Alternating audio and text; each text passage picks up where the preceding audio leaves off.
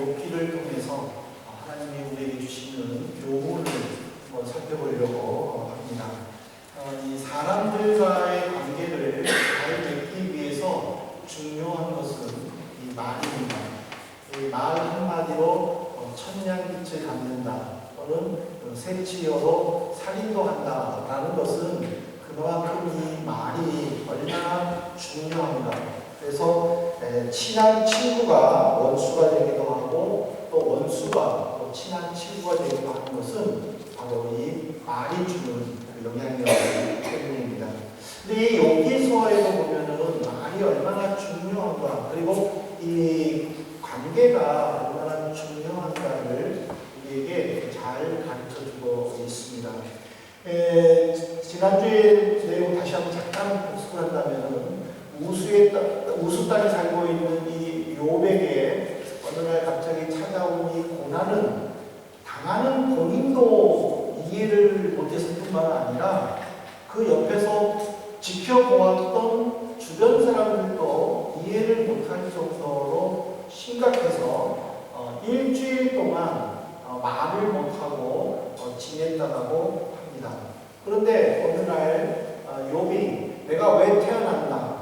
왜 하나님께서 내게 이런 어려움을 주셨나? 하고 한탄하는 순간에 주변에 있는 세 친구들은 욥에게 당신이 지금 처하고 있는 상황은 무언가 반드시 하나님 앞에서 잘못한 것이 있기 때문이니 하나님 앞에서 회개하라 하고 촉구합니다. 하지만 그 끝없는 논쟁 속에서 욥은 내가 이래가지고 하나님으로부터 지금 어려움을 당하는구나 라고 이해하는 것이 아니라 점점점 힘들어만 가고 내가 왜 하나님 앞에서 회개를 해야 되나 도대체 내가 하나님 앞에서 무슨 잘못을 지었나 하고 어렸을 때부터 지은 죄가 뭐 있나 그를 다 끄집어내야 할 정도로 너무나도 힘든 시간을 버티게 됩니다. 그래서 욥기서 32장 1절에 보면은 욥이 자신을 의인으로 여김으로 그 세 사람이 말을 그치니 결국에는 선한 목적에서 이런 그 상담을 하다가 나중에는 격한 감정 싸움으로 번져서 논쟁은 끝났지만은 네 사람 모두가 상처를 입었고 그리고 서로 말도 하지 않았다라고 성경은 기록하고 있습니다. 이렇게 긴장감이 도는 순간에 욥기 32장에 보면은 새로운 인물을 등장시킴으로 또 다른 반전을 꾀하고 있는데 람 종족 부수 사람 바라겔의 아들 엘리후. 근데 보면은요, 이 욥기에 보면은 아주 중심 인물인 욥을 중심으로 3명의 친구와 그리고 엘리후 이렇게 총 5명의 중심 인물이 등장을 합니다. 근데 우스 땅에 살고 있는 욥 그리고 대만 사람 그리고 남한 사람 이렇게 도시 이름과 사람의 이름을 기록했는 반면에 엘리후에게는요 람 종족 부수 사람 바라겔의 아들 이렇게 얘기합니다. 그러니까 종족뿐만 아니라 도시에 살고 있는 것도 소개하는 것도 모자라서 아버지의 이름까지 소개를 합니다. 왜 엘리베스바스와 그리고 소발과 나마를 도시 이름만 하면서 왜 엘리후에게는 이렇게 했을까? 창세기 22장에 보면은요 그 이유가 나옵니다. 창세기 22장 21절에 보면은 엘리후의 아버지 바라겔의 아들 부수 사람이라고 했는데 이 부수를 어떻게 소개했냐면은 아브라함의 형제 나홀의 아들이라고 소개를 합니다. 창세기 12장부터 아브라함이 등장하면서 그의 식구들이 이제 23장 이하까지 계속 연결되는데 하나님께서는 아브라함과 그의 후손들을 통해서 특별한 나라를 세우려고 계획을 하십니다. 그리고 갈대아 우르를 떠날 것을 명령을 할 때에 아브라함 자기 식구들만 데리고 가는 것이 아니라 부모님과 함께 자기 형제들도 같이 나왔다라고 이야기를 합니다. 결국에는 이 부수 사람 바라겔도 결국에는 아버지를 따라서 삼촌 아브라함과 더불어서 갈대아 우르 땅을 떠난 것을 우리에게 가르쳐주고 있습니다. 그리고 뿐만 아니라 이 바라겔이라는 의미는 오 하나님 축복하소서라는 의미를 가지고 있습니다. 그리고 그 바라겔은 자기 아들의 이름을 엘리후라고 이름을 지어줬는데 엘리후라는 뜻은요, 그가 나의 하나님이시다라는 의미를 가지고 있습니다. 그러니까 결국 이 욥기에서 엘리후를 소개할 때에 엘리후라는 인물은 욥의 세 친구와 좀 특별하다는 것을 강조하는데 그것은 바로 하나님이 선택한 하나님의 사람이다라는 것을 보여주고 있습니다. 뿐만 아니라 엘리후는 욥에게 이런 말을 합니다. 욥기 33장 4절을 보십시오. 하나님의 영이 나를 지으셨고 전능자의 기운이 나를 살리시느니라. 그러니까 이 말이 뭐냐면 욥과 욥의 세 친구가 서로 논쟁하는 이유가 뭡니까? 그들은 자기의 생각과 자기가 알고 있는 범위 속에서 욥하고 이야기를 하는 것입니다. 그래서 욥은 그들의 말에 이해가 되지 않는 부분은 또 토를 달게 되고 또 그 토를 달게 된 말꼬리를 또 친구들은 또 토를 달아가지고 또 이야기해주고 그러니까 이러다 보니까는 끊임없이 자기들의 알고 있는 지식의 범위에서 논쟁을 하다 보니까는 서로 감정 싸움이 나오게 되는 것입니다. 그런데 엘리후는 내가 지금부터 하는 말은 내가 알고 있는 지식이 아니라 주의 영이 나와 함께하고 또 하나님의 지혜가 나를 충만하게 덮고 있기 때문에 내가 하는 말은 어떤 인간적인 기교가 아니라 하나님의 주시는 지혜 속에서 하는 말이다라는 것을 분명하게 가르쳐주는 것입니다. 결국 32장의 욥기에서 새로운 인물 엘리후라는 인물을 등장시키면서 이제는 하나님의 섭리가 무엇인가를 욥에게 가르쳐주기 위해 접근하고 있다는 것을 우리에게 보여주고 있습니다. 그래서 이게 33장부터 37장까지는 엘리후가 5가지의 내용을 통해서 이제 욥이 당하고 있는 그 고난에 대해서 지금 설명을 하고 있는데 33장에서는 자기 의의를 강조하기 위해 하나님을 공격하는 욥에게 그것은 잘못됐다라고 지금 책망하고 있습니다. 왜냐하면 욥은 지금 이해를 못하는 겁니다. 내가 지금 갑자기 왜 이런 어려움을 당하고 있을까?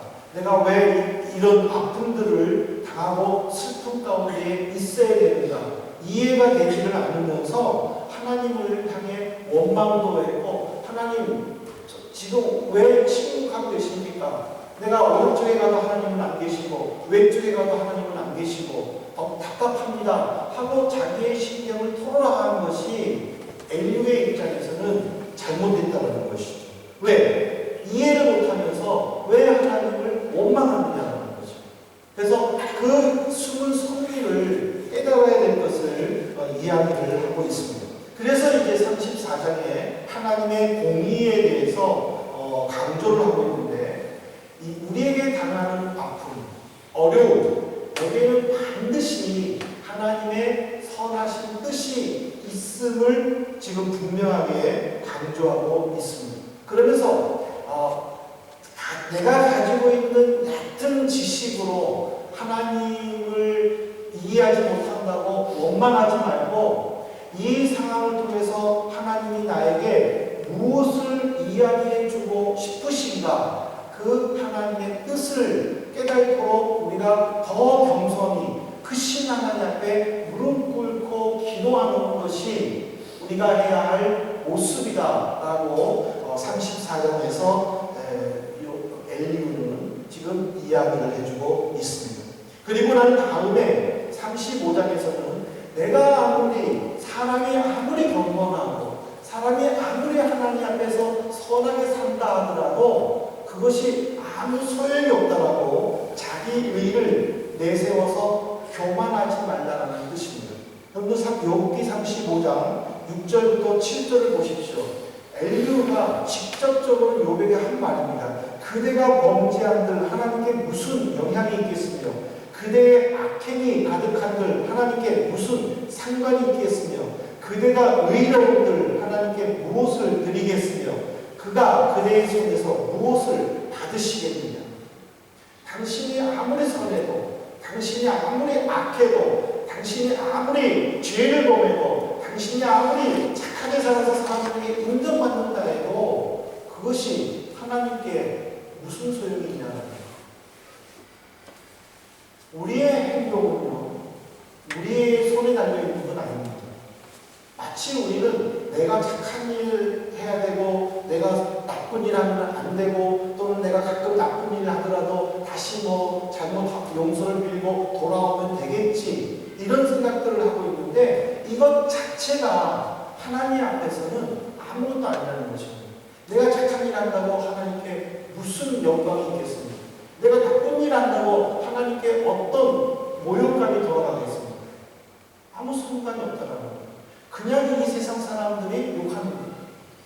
목사가 잘못하면은 아유 저런 목사 그러면서 우리가 하나님의 영광을 가리운다 라고 이야기를 하지만 정말 영광을 가리우는 자라는 거예요.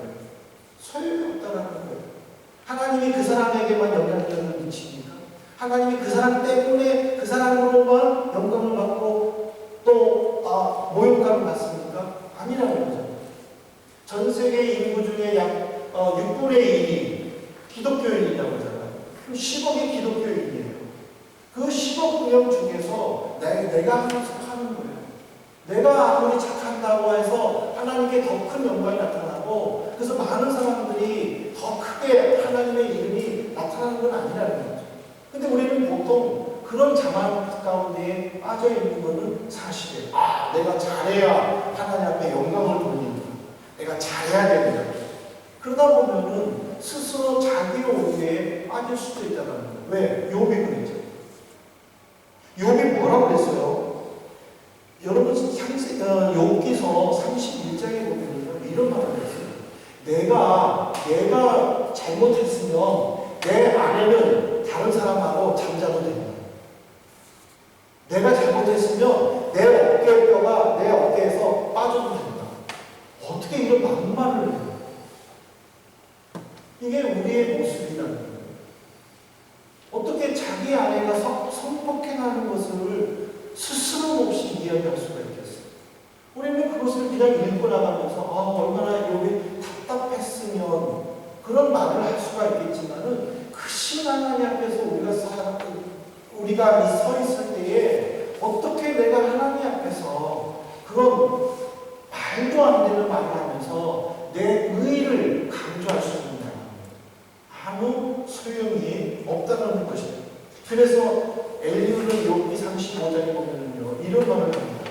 그러나 지금은 그가 진노하심으로 벌을 주지 아니하셨고 악행을 끝까지 삼키지 아니하셨으므로 하나님이 만일 당신의 공의로우심으로 우리를 심판하신다면 어느 누구도 자유롭지 못한다는 겁니다. 그런데 엘리후가 얘기하는 거예요. 당신이 그렇게 막말을 해도 하나님이 지금 당신에게 벌을 주지 않았느냐? 그러면 이것은 하나님의 자비하십니다. 왜 하나님의 공의로우심을 의심하면서 하나님을 원망하느냐 하고 35장에 이야기를 합니다. 그러면서 36장에는 이제 우리에게 임하는 고난의 뜻이 무엇인가? 거기에는 반드시 하나님의 선한 섭리와 계획이 있다는 것을 부정하지 말라는 것입니다. 그리고 이제 37장은 엘리후가 마지막으로 하나님의 절대적인 능력을 찬양하면서 이제 변론을 마치고 있는데 37장 23절 보십시오. 전능자를 우리가 찾을 수 없나니 그는 권능이 지극히 크사 정의나 무한한 공의를 굽히지 아니하시니라. 우리 유한한 인간이 무한하시고 크신 하나님을 함부로 판단할 수 없다 하면서 이제 침묵에 들어갑니다. 엘리후가 욥에게 제일 먼저 이야기하는 것이 무엇인지 아십니까? 그것이 바로 욥기 33장에 나옵니다. 13절에 보면은 하나님께서 사람의 말에 대답하지 않으신다 하여 어찌 하나님과 논쟁하겠는가? 하나님은 전능하시기 때문에 하나님이 하시는 일에 대해서 사람들에게 일일이 이야기할 필요가 없다는 것입니다. 우리는 어떤 일을 할 때에 그 일에 대해서 상대방에게 물어봅니다. 내가 좀 이거 하고 싶은데 괜찮겠느냐? 또는 내가 이것들을 해야 되는데 도와줄 수 있느냐? 이거는 사람과 사람은 같은 동급이기 때문에 충분히 의논이 되어야 되고 논의가 되어야 된다는 거죠. 아무리 그것이 부모와 자녀 간의 관계라 할지라도 또는 형제 관계라 할지라도 아니면 직장에서 상사와 부하 직원의 관계라 할지라도 일방적으로 실시할 수는 없다는 거죠. 왜냐하면 그들에게는 고유한 인격이 있기 때문에. 하지만 하나님이 그렇다고 해서 하나님이 사람들에게 얘야 내가 이걸 하고 싶은데 너 이걸 하면 받아주겠니? 하고 말할 필요가 없다는 거예요.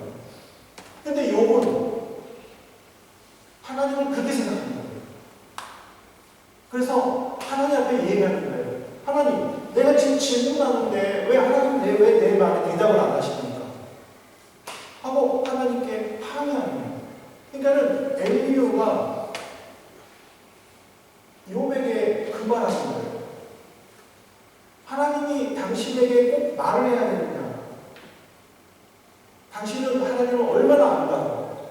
그거는 당신의 미련합니다. 하고 책망을 합니다.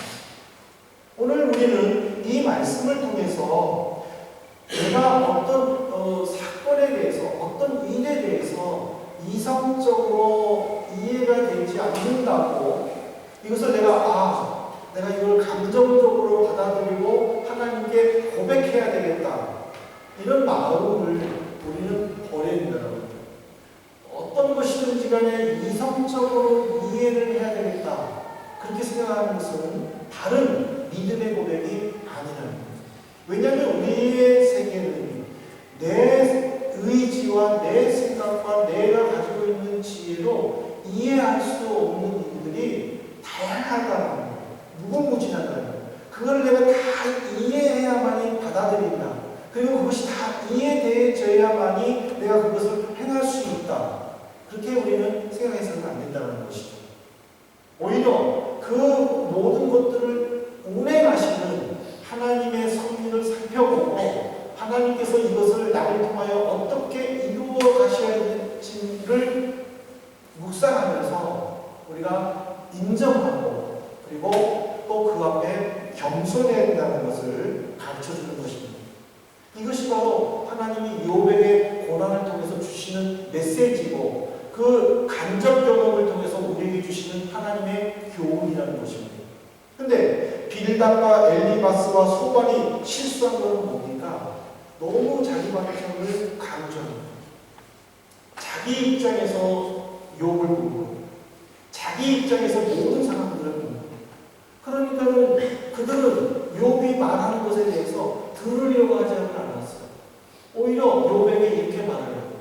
우리가 이런 말 한다고 너 너무 그렇게 부정적으로 받아들이지 말아라. 한번 생각해봐라. 부지불식간에 너도 모르는 순간에 죄를 지을 수 있지 않겠니? 하면서 욥을 일방적으로 죄인 취급한 것입니다. 그러니까 욥은 그것이 너무 듣기 싫은 아무리 생각해도 잘못이 없는 그래서 감정이 결국에는 폭발하게 되고 그 둘은 네 사람은 서로 말 한마디로 그동안 쌓았던 신뢰가 무너지게 되고 원수로 발전하게 되었다는 사실입니다. 그런데 엘리후가 말할 때에 욥은 여러분 33장부터 37장까지를 한번 읽어보십시오. 욥이 단 한마디도 뛰어들지를 못했습니다. 계속 엘리후가 계속 말을만 했습니다. 욥은 그 말에 인정만 할 뿐이지 친구들처럼 아니다라고 부정하지를 못했습니다.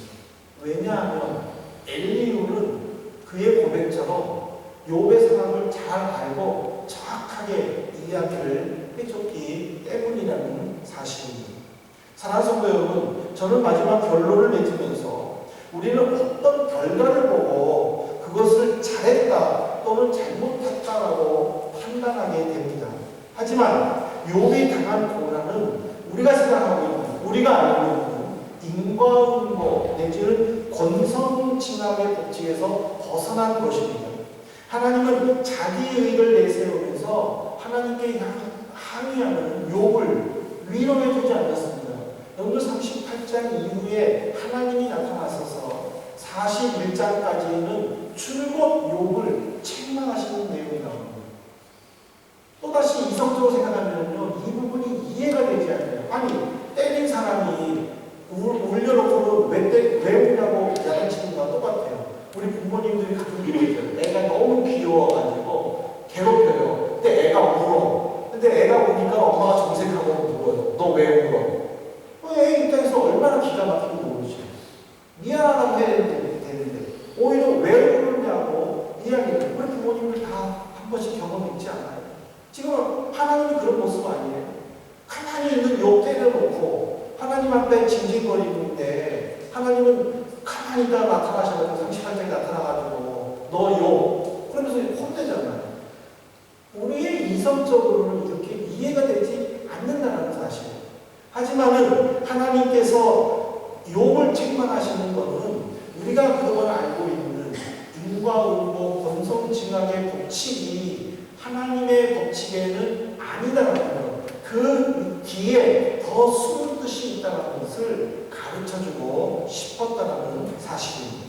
결국 우리는 이 말씀을 통해서 어떤 결과를 통해 나를 보지 말라는 것입니다. 어떤 상황에서도 하나님을 신뢰하고 먼저 하나님을 의지하고 하나님이 회복시켜 주신다는 그런 강한 확신 가운데 살 것을 우리에게 가르쳐주고 있습니다. 사실 우리가 볼 때요, 욥처럼 좋은 사람은 없었습니다. 그는 훌륭한 인격과 성숙한 성품을 가졌을 뿐만 아니라 하나님과 사람에게 인정받을 만큼 큰 믿음을 소유한 사람이었습니다. 이런 믿음의 사람도 이해가 되지 않는 고난을 받을 때에 인내심과 자제력을 잃어버리고 하나님을 원망하면서 자기의 신세를 한탄했습니다. 그런데 같이 위로해 줘야 되고 그리고 이해해 줘야 할 세 친구들은 욥의 말에 흥분하면서 욥을 정죄하고 말았습니다. 결국 욥은 세 친구와 관계가 틀어지게 되고 위기를 맞게 됩니다. 그러나 엘리후를 통해서 그 세 친구들과 욥은 다시 한번 자신들의 문제점이 무엇인가를 깨닫게 됩니다. 그리고 엘리후는 욥을 정죄하지 않았습니다. 오히려 욥의 인내력과 자제력을 잃고 심한 말을 했을 때에 오히려 하나님을 더 가르쳐줬고 하나님의 섭리를 더 강조했습니다. 오히려 욥이 가지고 있었던 인격과 성품과 신앙을 의심하지 않았다는 사실입니다. 오늘 우리는 이 32장부터 37장까지의 내용을 통해서 하나님은 사람보다 크시다라는 이 마지막 결론 부분을 통해서 내가 하나님 앞에서 어떤 모습으로 신앙생활을 해야 될 것인가를 우리는 다시 한번 살펴보아야 할 것입니다. 우리도 살다 보면 이해하지 못하는 많은 부분들을 맞이하게 될 것입니다.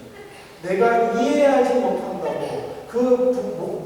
이해되지 않는 부분을 힘들어하거나 괴로워하지 마시기를 바랍니다. 오히려 그런 부분들을 하나님 앞에 내려놓고 내가 어떻게 이 부분에서 회복받아야 될 것인가를 여러분들이 묵상할 수 있기를 바랍니다. 유학생 여러분, 여러분들의 부모님과 또 여러분들이 몸담고 있었던 친숙한 낯선 곳에 있어서 생활할 때에 많은 부분들의 어려움과 아픔들을 가지고 계실 것입니다. 30년, 40년 사신 분들도 이곳에서 힘들어 하시는데 이제 1년 몇 개월 사는 분들이 안 힘들어 한다는 것은 그거는 좀 감각이 무딘 분일 수도 있겠죠. 하지만은 저마다의 아픔들은 있다는 것입니다. 그 아픔들을 내가 어떻게 해결할 것인가. 그것은 바로 이 용을 통해서 우리가 깨달은 시간이 되기를 바랍니다. 무엇보다도 엘리야가 말한 것처럼 정말 하나님의 섭리, 고난 뒤에 숨은 하나님의 인도하심이 무엇인가를 바로 깨달을 때에 하나님 앞에 바로 설 수 있다는 사실입니다. 모쪼록 여러분들 사랑의 메신저들이 되시길 바랍니다. 내 주변에 힘들어하고 어려운 사람들이 있다면 크신 하나님을 증거하시고 그들에게 힘을 주시고 용기를 주실 수 있기를 바랍니다. 그러나 내가 지금 그 위치에 있다면 하나님 앞에 내가 어떻게 살아야 될 것인가를 한번 욥을 통해서 깨달으시길 바랍니다. 그리고 욥이 미처 발견하지 못했던 부분을 내가 발견하고 그래서 나는 욥보다도 더 굳건한 믿음 속에서 하나님의 은혜 속에 회복에 체험하는 귀한 우리 성도들이 되시기를 주님의 이름으로 축복합니다. 이 시간에 우리 말씀을 묵상하면서 잠시 기도하도록